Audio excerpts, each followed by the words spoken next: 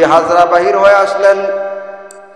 আসার পরে দেখতেছেন সব ছেলেরা দাঁড়িয়ে আছে, কারো দিকে নজর না দিয়ে একদম লাস্টে একটা ছেলে দাঁড়িয়ে আছে, যেন উদীয়মান একটা সূর্য উদিত হয়েছে। বলেন না সুবহানাল্লাহ। যেন একটা উদীয়মান সূর্য। বিবি হাজরা ডাইরেক্ট চলে গেলেন, মালাটা নিয়ে হযরত ইব্রাহিমের গলায় পরায় দিলেন। বলেন না সুবহানাল্লাহ।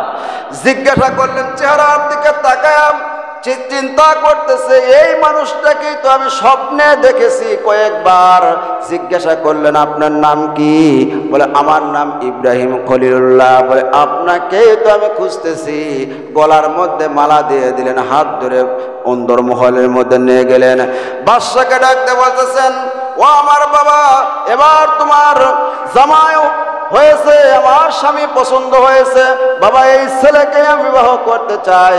বলতেছে, ইব্রাহিম আলাইহিস সালাম বললেন, বিবাহ তো করবে ঠিক আছে, কিন্তু আমি কিন্তু ঘর জামাই থাকতে পারবো না। আল্লাহর অর্ডার হয়েছে, আমি যাব হিজরত করে ফিলিস্তিন। বলেন না সুবহানাল্লাহ।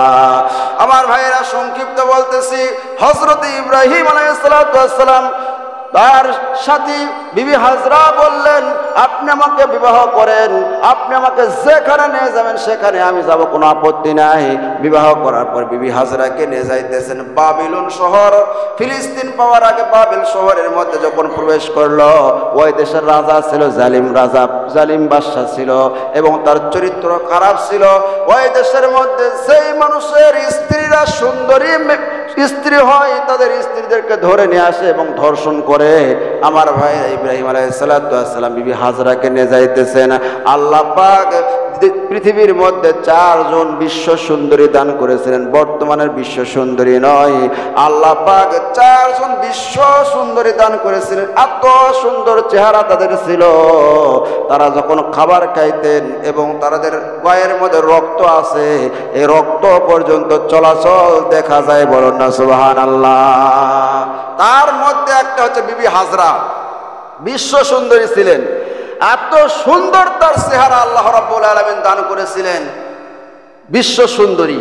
এই বিবি হাজরাকে নিয়ে হযরত ইব্রাহিম আলাইহিস সালাম যখন ওই বাবেল শহর পার হইতেছে, ওই জালিম বাদশার সঙ্গপাঙ্গরা দেখছে, হায় হায়, এ মনে হয় পূর্ণিমার চাঁদ হেঁটে যাইতেছে। রাজাকে যা বললো যে আজকে একটা ছেলে খুব সুন্দরী একটা মেয়েকে নিয়ে যাইতেছে, বল ধরে নিয়ে আসো। আমার ভাইয়েরা, হযরত ইব্রাহিম আলাইহিস সালামকে এবং বিবি হাজরাকে যখন ধরে নিয়ে গেলেন, যাওয়ার পরে বিবি হাজরার সাথে এখন অপকর্ম করবে, জিনা করবে। এমন সময় আল্লাহ রাব্বুল আলামিন ওই বাদশার হাত এবং পাওকে অবশ করে দেয় এবং ইব্রাহিম আলাইহিস সালামের অন্তরের মধ্যে যেন কোনো খারাপ ধারণা না আসে। বিল্ডিং এর ভিতরে নিয়ে গেছে তার স্ত্রীকে, কিন্তু সবগুলো বিল্ডিং এর দেওয়ালকে আল্লাহ রাব্বুল আলামিন গ্লাসের মতো করে দিয়েছে, কাঁচের মতো করে দিয়েছে। ভিতরে কি হইতেছে না হইতেছে সব দৃশ্য আল্লাহ পাক ইব্রাহিম আলাইহিস সালামকে দেখায় দিতেছে। এবার বাদশা যখন বিবি হাজরার দিকে হাত বাড়াইতে যায়, হাত অবশ হয়ে যায়, পা অবশ হয়ে যায়, হাত বাড়াইতে পারে না। বাদশা তখন বুঝতে আর বাকি রইল না, এই মহিলাটা সাধারণ কোনো মহিলা নয়, বিবি হাজরার কারিশমা শুরু হয়ে গেছে। এই যে ইব্রাহিম আলাইহিস সালামের মুজিজা শুরু হয়ে গেছে। আমার ভাইরা, এবার বাদশা বলল, আমি তোমার সাথে কোনো অপকর্ম করব না, নিশ্চয় এই মহিলাটা নেককারিনী বান্দি হবে এবং তার স্বামী নেককার কোনো পুরুষ হবে। ভুল স্বীকার করলো, আমি ভুল করেছি, আমারে ক্ষমা করে দাও, তোমাদের সাথে আমি কোনো খারাপ আচরণ করব না। ইব্রাহিম আলাইহিস সালাম বিবি হাজরা তাদেরকে ক্ষমা করে দিলেন, বাদশাহ ক্ষমা করে দিলেন। বাদশাহ তখন বললেন, নিঃসন্দেহে তোমরা ভালো মানুষ, তোমাদেরকে একটা তোহফা দেয়া দরকার, উপহার দেয়া দরকার। কি উপহার? আল্লাহ রাব্বুল আলামিনের নবী ইব্রাহিম খলিলুল্লাহ বললেন, কি উপহার? বলে, আমার একটা মেয়ে আছে, সেই মেয়েটা হচ্ছে। আসসালামু আলাইকুম ওয়া রাহমাতুল্লাহি ওয়া বারাকাতুহু।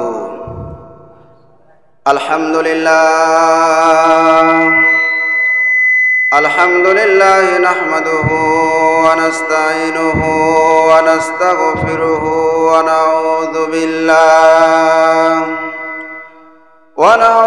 বিল্লাহি মিন শুরুরি আনফুসিনা ওয়া মিন সাইয়্যাতি আমালিনা।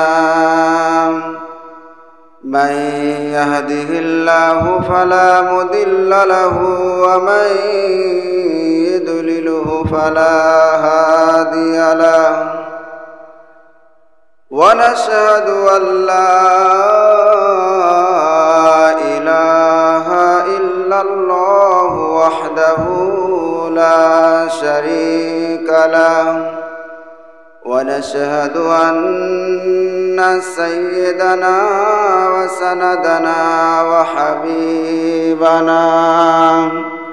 وحبيب طبيبنا ومولانا محمدا عبده ورسوله الذي أرسله بالحق بشيرا ونذيرا وداعيا إلى الله بإذنه وسراجا منيرا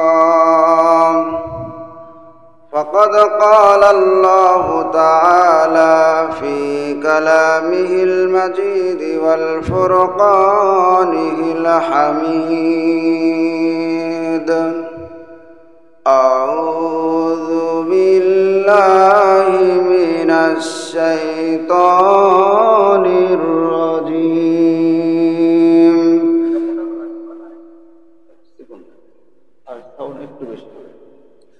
بسم الله الرحمن الرحيم إن الله وملائكته يصلون على النبي يا أيها الذين آمنوا صلوا عليه وسلموا تسليما اللهم صل على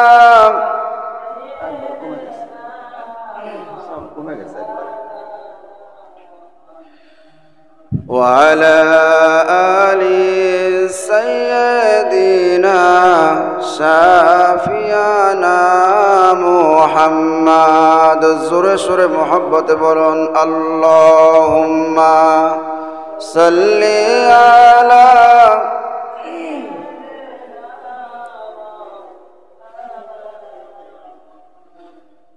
وعلى آل سيدنا شافينا নবীর মায়া সের মানুষ কোথায় আছো বুঝি না তোমার জন্য কান্দেন নবী শুয়ে সোনার মদিনা আল্লাহুম্মা সাল্লি আলা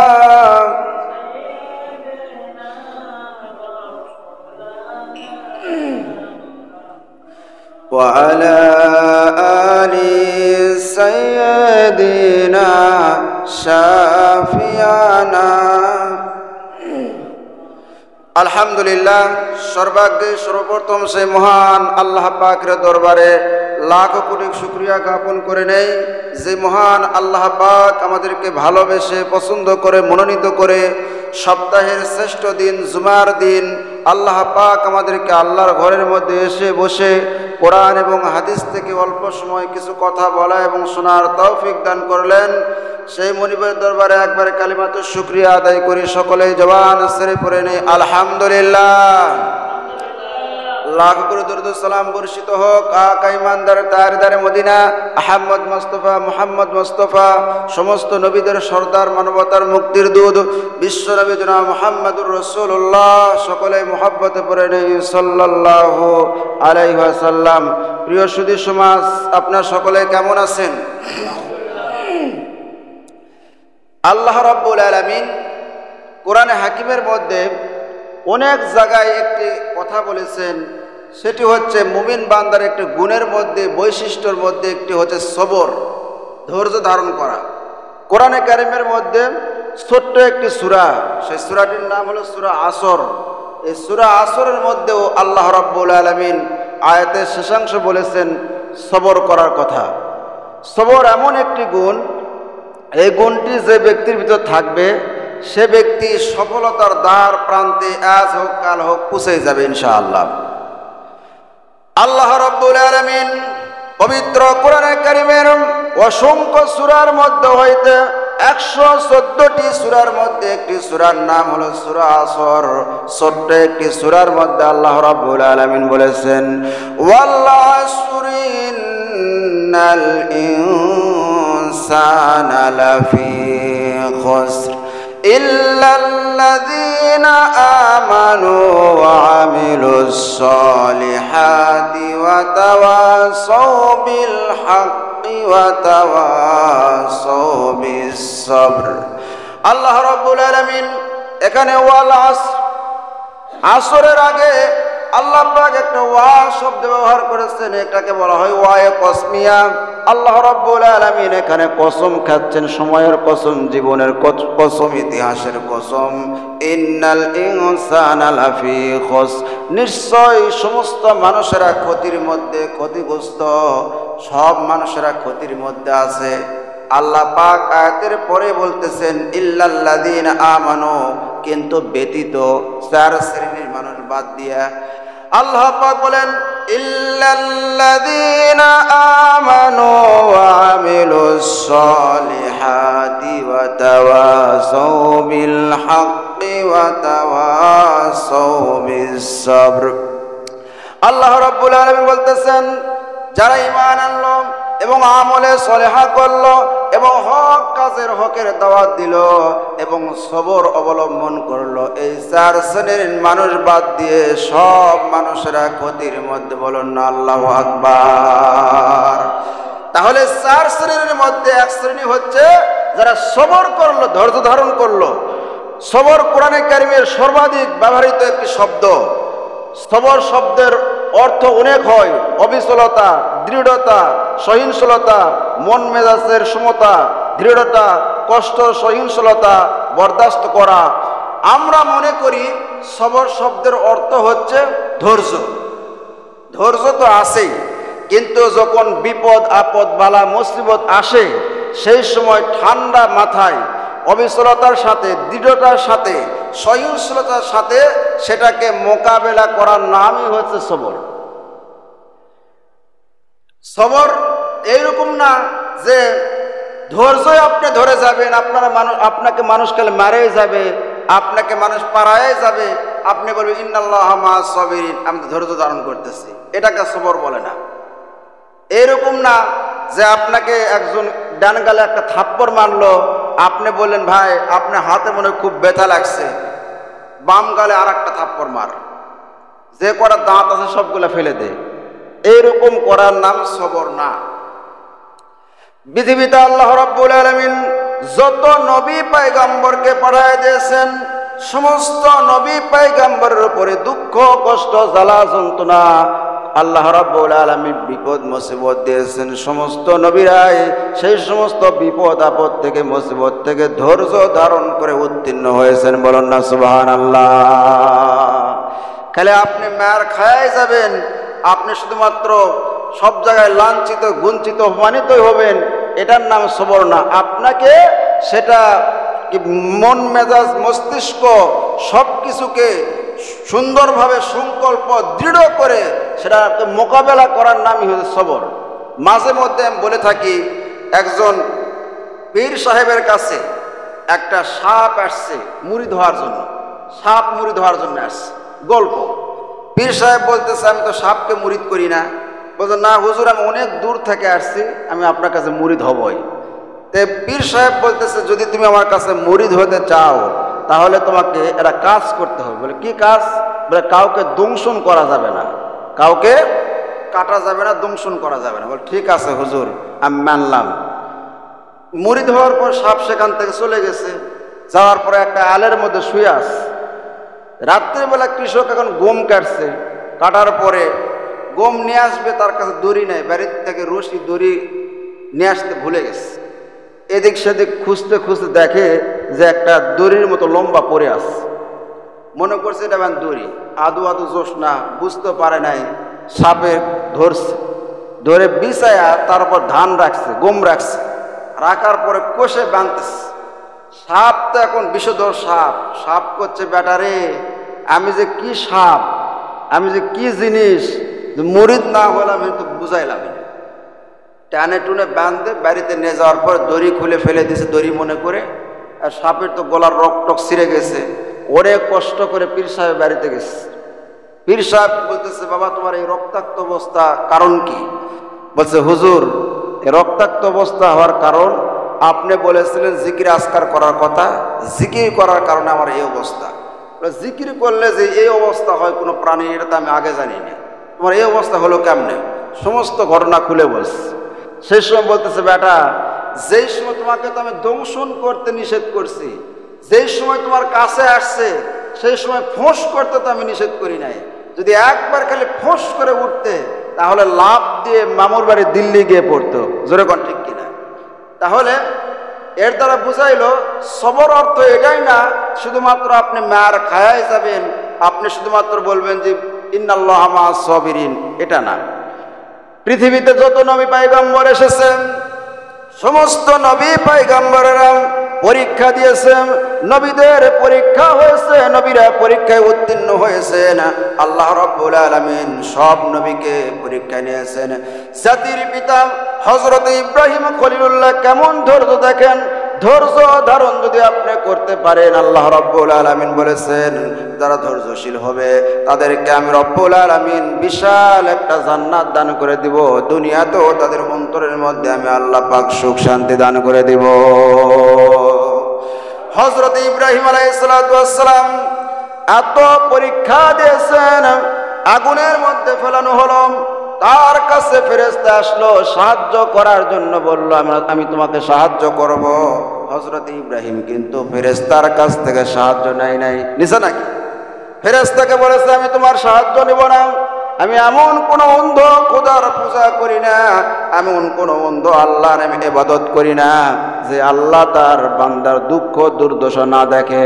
হযরত ইব্রাহিম আলাইহিস সালাতু ওয়াস সালামকে আগুনের মধ্যে ফেলে দেওয়া হলো, সেই আগুন থেকে আল্লাহ রাব্বুল আলামিন ইব্রাহিম খলিলুল্লাহকে নিত্রাণ দান করে দিলেন, নাজাত দান করে দিলেন। আমার ভাইরা, হযরত ইব্রাহিম আলাইহিস সালাতু ওয়াস সালাম আগুনের মধ্যে ধৈর্য ধরেছেন, আল্লাহ পাক তাকে কেমন পুরস্কার দেয় দেখেন। আগুনকে নোটিশ জারি করে দিল আল্লাহ রাব্বুল আলামিন। আগুনকে বললেন, কুলনা ইয়া নারু কুনি বারদাও ওয়া সালামান আলা ইব্রাহিম, হে আগুন আমার ইব্রাহিমের জন্য শান্তিদায়ক ঠান্ডা হয়ে যা।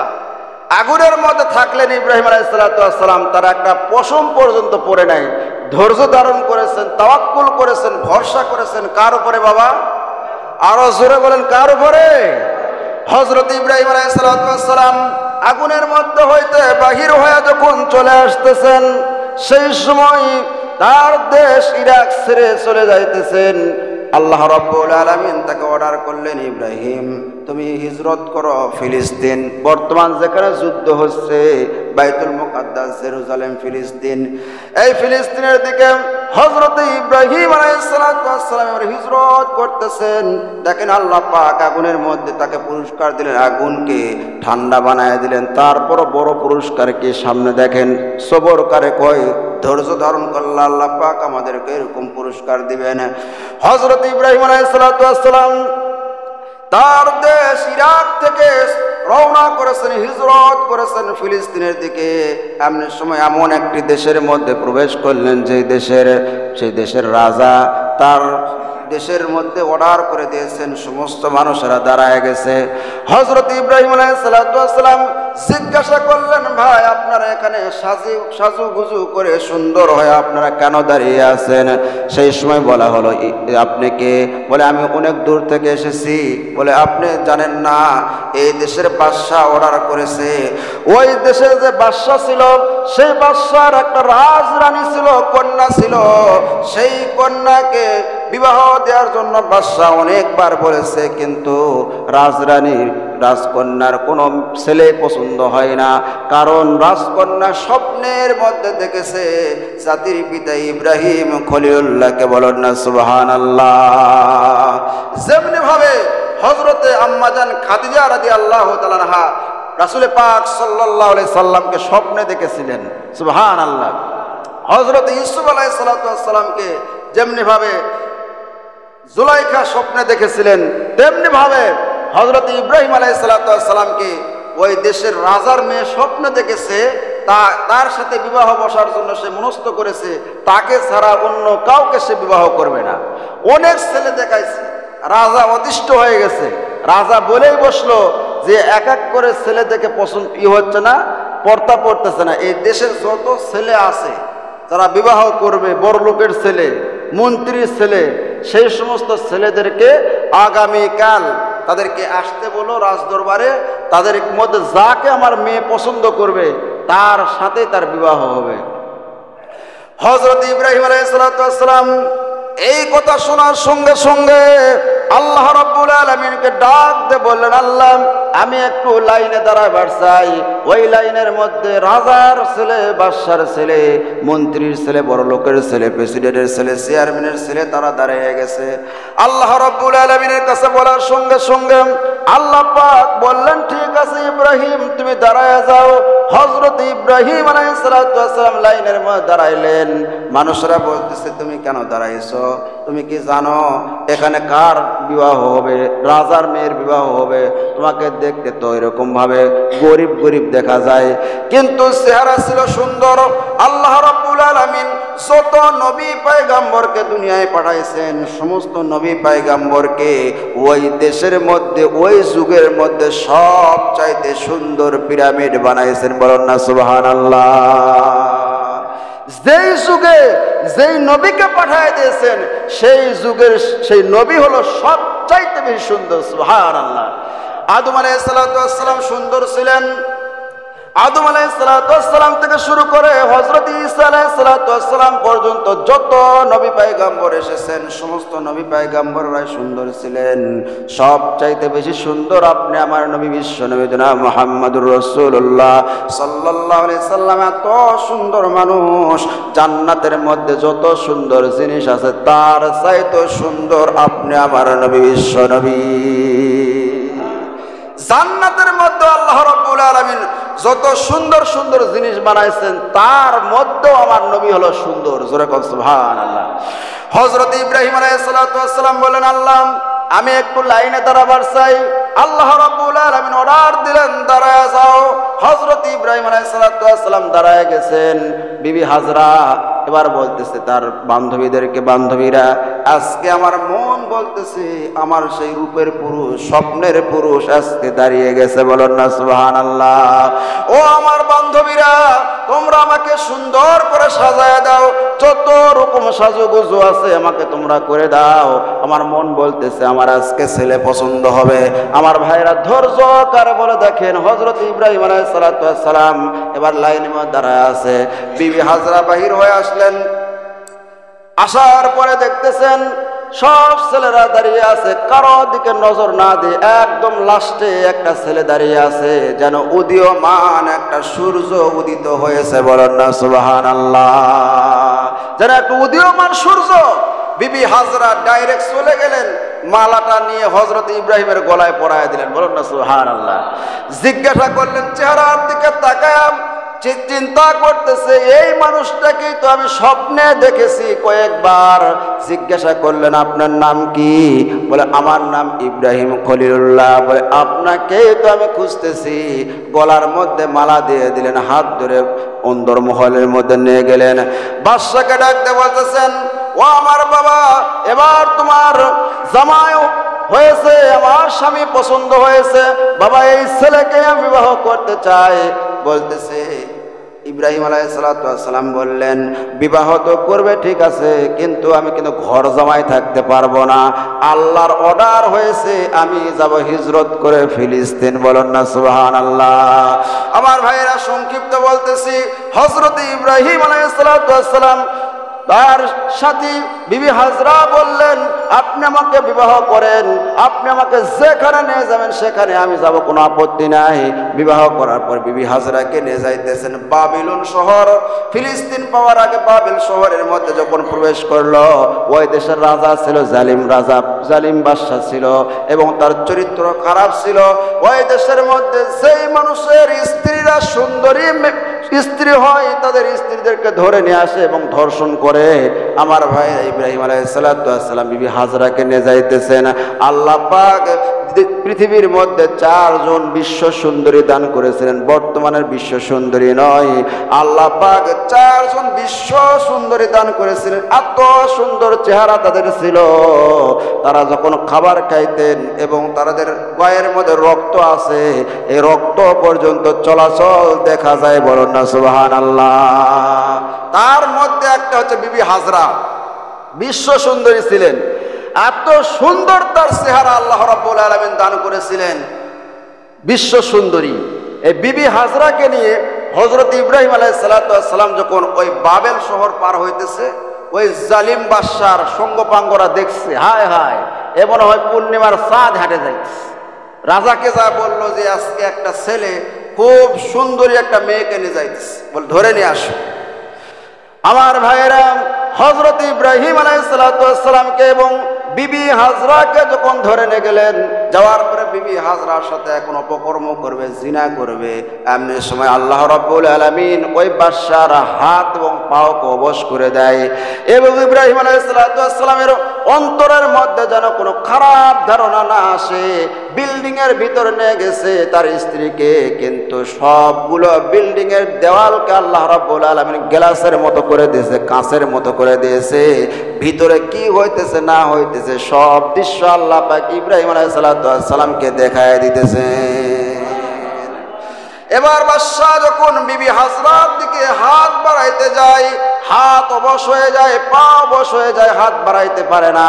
বাদশা তখন বুঝতে আর বাকি রইল না, এই মহিলাটা সাধারণ কোনো মহিলা নয়, বিবি হাজরার কারিশমা শুরু হয়ে গেছে।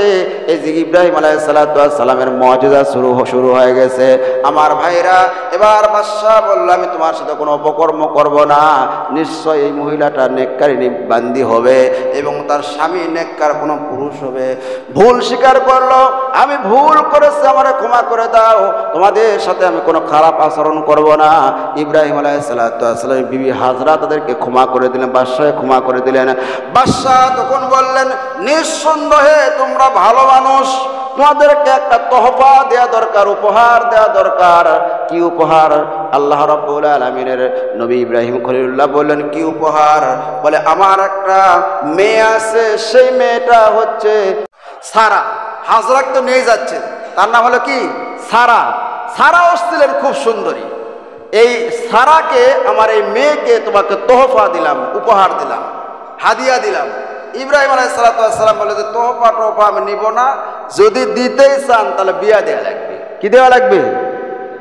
আল্লাহ রাব্বুল আলামিনের হুকুমে ইব্রাহিম আলাইহিস সালাম যখন এই কথা বললেন, সেই সময় বাদশা রাজি হয়ে গেল, সারার সঙ্গে বিবাহ হলো।